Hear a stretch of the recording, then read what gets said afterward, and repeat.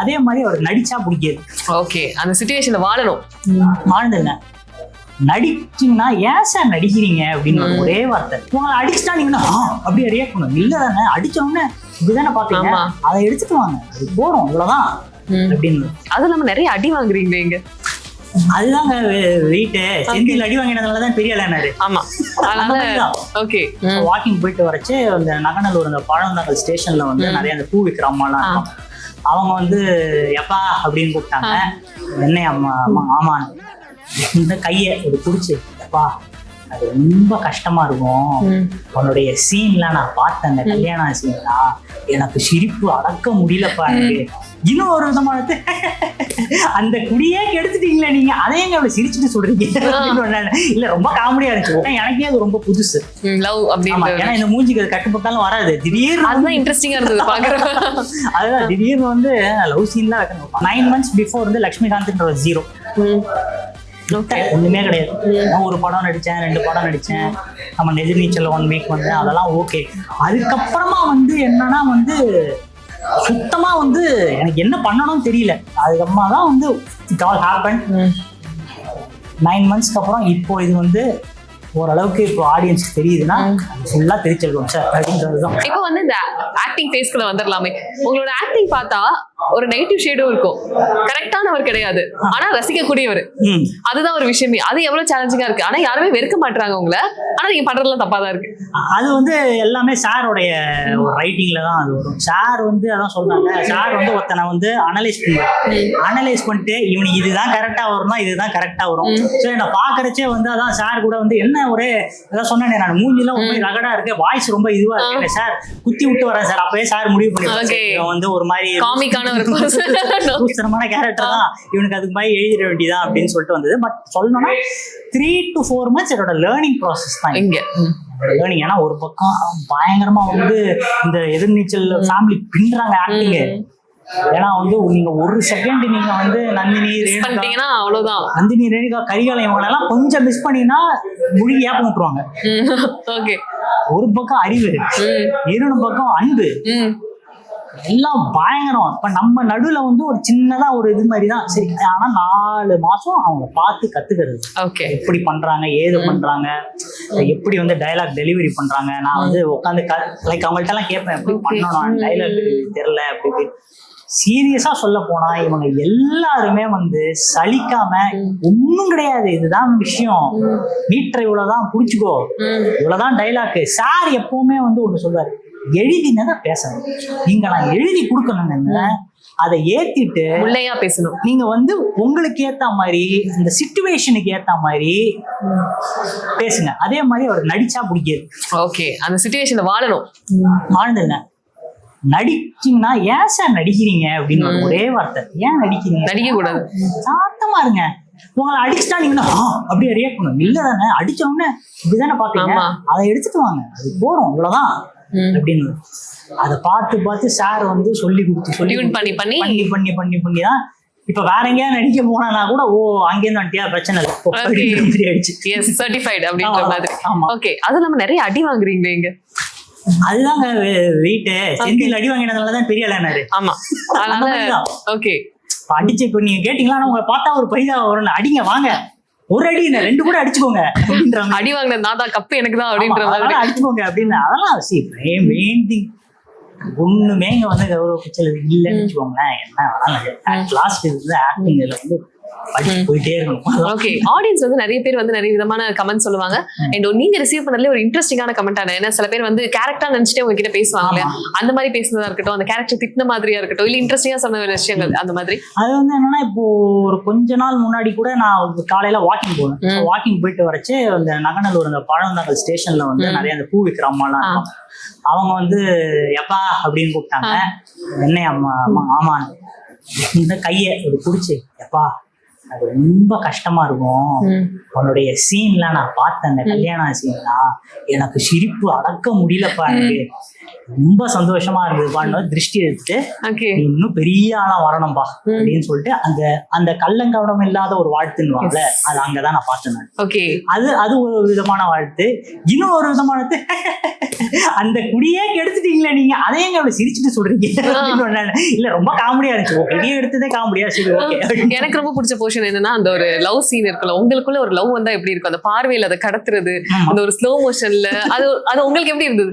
அது வந்து ரொம்ப இன்ட்ரெஸ்டிங்கா இருந்தது. அது வந்து சார் வந்து அதான் சொல்றேன், திடீர்னு ஒரு நாள் அன்னைக்கு ஸ்டேஜ் ஆக்சுவலா சீன் என்னன்னா, அன்னைக்கு வரணும் கதிர் வந்து அந்த ஒரு பிளே பண்ணுவாரு, இந்த குடிச்சிட்டு அந்த மாதிரி பிளே பண்ணுவாரு, போற வழியில நான் அடிச்சுட்டு போயிடுவாரு. நான் ஒண்ணு அடிச்சுட்டு போனேன், ஏங்க என்ன அடிச்சீங்கன்னு கேட்பேன் நான். சும்மா இருந்த எனக்கு பொழுது போலதான் அடிச்சுட்டு போவாங்க, போங்க அடிச்சிட்டீங்களா கிளம்புங்க அப்படின்னு நானு. திடீர்னு சார் அங்க சிரிக்க ஆரம்பிச்சிட்டாரு, என்னன்னு தெரியல, கிடுகிடுன்னு வந்தாரு, கேமரா எடுத்தாரு, இங்க வச்சாரு, இங்க வாங்க இங்க வாங்க இங்க வாங்க உள்ள இங்க வாங்க சார், லவ்வா பாருங்க சார், பாரியாங்க நீங்க நகஞ்சினி அங்க நினைத்து போனா பார்த்தேன். இல்லைன்னா சார் எடுக்கிறாரு, சிரிச்சாரு, எல்லாம் முடிச்சோன்னா அடுத்த நாள் பார்த்தா அடுத்தடுத்து அப்படி அப்படியே டெவலப் ஆயிட்டே இருக்கு. அப்புறம் தான் சார் ஒரு செக் வச்சாரு, ஓகே என்ன வச்சு அங்க பிளான் பண்ணி மாப்பிள்ளைய கடத்திடலாம் அப்படின்னு. தட் வாஸ் ஒரு நல்ல ஒரு இதுவா இருந்தது, ட்விஸ்டா இருந்தது. பிளஸ் எனக்கே வந்து ஒரு பயங்கரமான ஒரு எக்ஸ்பீரியன்ஸ். உங்களுக்கு எப்படி இருந்தது அது வந்து விஷுவலா பாக்குறப்ப, ஸ்கிரீன்ல பாக்குறப்ப? சூப்பரா இருந்தது. என்ன நானே வந்து நான் தான் இதுவா அப்படின்ற மாதிரி ஆச்சு. ஏன்னா எனக்கே அது ரொம்ப புதுசு லவ் அப்படின்னு. ஏன்னா இந்த மூஞ்சிக்கு கட்டுப்பட்டாலும் வராது, திடீர்னு அதுதான் இன்ட்ரெஸ்டிங்கா இருந்தது பாக்குறப்ப. அதுதான் திடீர்னு வந்து லவ் சீன்லாம் வைக்கணும், பரவாயில்ல. நமக்குலாம் வீட்டுல என்ன சொன்னாங்க? வீட்டுல வந்து போன் பண்ணி செம்ம காமெடியா இருந்தது, அதுக்குதான் வச்சது அப்படின்னு. Okay nice nice. சித்தப்பா என்ன சொன்னாரு? சித்தப்பா வந்து ரொம்ப லைக், சித்தப்பா வந்து எப்படின்னா வந்து அவரும் வந்து ரொம்ப வந்தாருன்னா, ஏன்னா நான் ரொம்ப சித்தப்பாட்ட பேச மாட்டேன். ஏன்னா என்னதான் இருந்தாலும் ரெஸ்பெக்ட் அண்ட் குரு, ஏன்னா ரெஸ்டாரண்ட் ஃபீல்ட்ல ஒரு குரு, ஆக்டிங்ல ஒரு குரு, அதனால அவர் நான் போனாலே இப்படிதான் நிப்பேனே நானு. அவர் வந்து பார்த்தேன்டா நல்லா இருந்துச்சு, நல்லா பண்ற சார், ஒன்னு அழகா டியூன் பண்ணியிருக்காரு, வாழ்த்துக்கள், அப்படியே கண்டினியூ பண்ணலாம். சரி ஓகே சார், சிம்பிளா முடிச்சுட்டு கிளம்புங்க. சித்தி கூட தான் நிறைய வாயாடுவேன். இங்க பாத்தீங்களா எப்படி இப்படி பண்ணிருக்கீங்களா, அப்படி டேய் அப்பா சூப்பரா பண்ணிட்டீங்க. ரஜினி சார் ஃபேன் தானே? அந்த மேனரிசம்லாம் அப்பப்ப உள்ள கொண்டு வருவீங்களா? அது ரொம்ப நீங்க வேற சார் அப்படியே நோட் பண்ணிட்டே இருப்பாரு, என்ன ரஜினி வராரு வெளியே, ஏங்க கையை தூக்கிறீங்க இறக்குங்க அப்படின்னு. ஓகே சார் அதெல்லாம். பட் சித்தி கிட்ட நிறைய சொல்றேன். சித்தி வந்து சொல்லுவாங்க, டேய் இது சூப்பரா பண்ணா, அது பண்ணடா, ஓகே அப்படின்னா ஓகே சித்தி.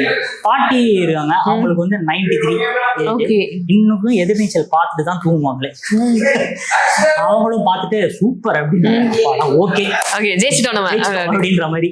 ஓகே இப்போ இந்த மாதிரி கம்மியா ரெகக்னிஷன் அப்படியே ஸ்லோவா ப்ராசஸ்ல இருந்து வந்தாலுமே மக்கள் மனசுல ரொம்ப ஸ்ட்ராங்கா ரெஜிஸ்டர் ஆகிறோம் அப்படின்றப்ப அது ஒரு விதமான போதையை கூட நம்ம கொடுக்கலாம். பட் இனிஷியல் ஸ்டேஜஸ்ல ஒரு ஸ்ட்ரகிள்ஸ் இருக்கும் இல்லையா, இதெல்லாம் நான் ஃபேஸ் பண்ணிருக்கேன், சோ ஐ டிசர்வ் திஸ் அப்படின்ற மாதிரி நீங்க இப்ப நினைச்சு ஃபீல் பண்ற விஷயங்கள் தான் என்னவா இருக்கும்? நான் இப்போ சொல்ல போனா ஒரே வார்த்தை, 9 months பிஃபோர் வந்து லட்சுமிகாந்த்ன்ற ஜீரோ, ஒண்ணுமே கிடையாது. நான் ஒரு படம் நடிச்சேன், 2 படம் நடிச்சேன், நம்ம எதிர்நீச்சல் 1 week வந்தேன், அதெல்லாம் ஓகே. அதுக்கப்புறமா வந்து என்னன்னா வந்து சுத்தமா வந்து எனக்கு என்ன பண்ணணும்னு தெரியல. ஒரு பாயிண்ட் ஆஃப் டைம் வரமா சித்தப்பாட்ட கேட்கறதும் விட்டுட்டேன். இது எவ்வளவு கேட்பீங்க, கேட்பீங்களா, 2 தடவை கேட்பீங்களா? அதுக்கப்புறமா வந்து நமக்கே போய் நம்மளை பில்ட் பண்ணோம். பிளஸ் சித்தப்பாக்கு நிறைய ஒர்க் இருக்கும், அவரை போய் நோண்டிக்கிட்டே இருக்க முடியாது. திடீர்னு ஒரு நாள் எங்கேயாவது திட்ட மாட்டாரு, ஏன்னா அவருக்கு நான் ஒரு பையன் மாதிரி. ஆனா திட்டாருன்னா தாங்க முடியாது. அந்த ஒரு சிச்சுவேஷன் நிறைய ஃபேஸ் பண்ணிருக்கேன். நைட்டு தூங்காம இருந்திருக்கேன், எல்லாமே இது பண்ணிருக்கேன். அந்த ஒரு நடிப்பு என்ன இதுக்குன்னு வந்துட்டோம், ஊர் வேணாம், இது திருப்பி போனோம்னா என்ன வேலை ஸ்டார்ட் பண்ணணும்னு தெரியாது ஊர்ல.